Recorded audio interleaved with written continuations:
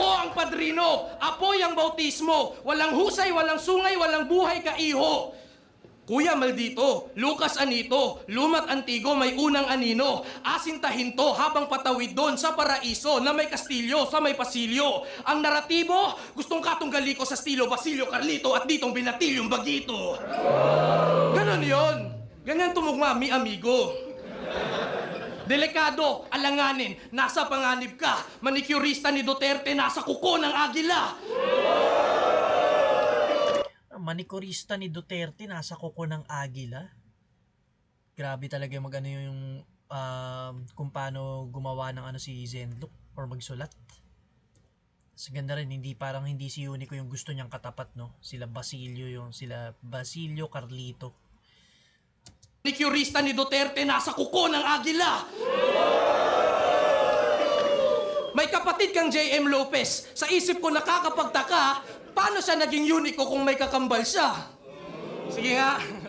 Paano ka naging Unico kung may kakambal ka at dumidikit sa mga Bisaya? Kasi dito, wala kang kaibigang taimtim. Yang mukha mo hugis mangga pero yung ugali mo balimbing. Sa takbo ng panahon, may kapayapaan na nakuha. Dating kamay ng orasan na naging palad na ni Buddha. Sasaktan tong kapatid, kahit paano magtinuka. Akala mo ay kapit-bisi, gagawin ko yung kimura. Ikay sa akin mangunguna, aabutin mo lasma. Magkakaroon ka ng demonyo sa likod parang Yujiro Hanma. Pangarap mo na Hiraya, naging... May anime bars din si Zenlook Yujiro Hanma. Sa Baki yun, tatay ni Baki.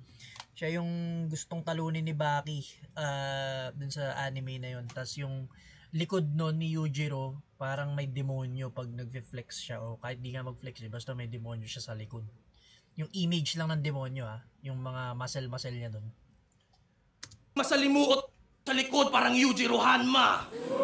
Pangarap mo na Hiraya, naging masalimuot na bangungot. Ako ang masamang panaginip ng hustisyang natutulog. Panaginip! Wait lang, Unico. Ano muna natin round 2 ni Zenlook. Ganda rin ang round 2 ni Zenlook. Tapos mas mahaba yung ginawa niyang rhyme scheme. Nauna lang si Unico. Maganda rin na naunahan siya ni Unico dun, no? Parang pinakitaan rin siya ni Unico na kaya niya rin gawin yun. Para sa akin, dikit lang tong round 2. Bigay ko muna ng tabla. Ganda rin ang round 2 kasi ni Unico Solid din round 2, bigay ko tabla muna. Hirap mag-decide, parang sobrang dikit lang. Pero round 1 kay Zenlook ako dun. Round 2 tabla, panoorin natin round 3.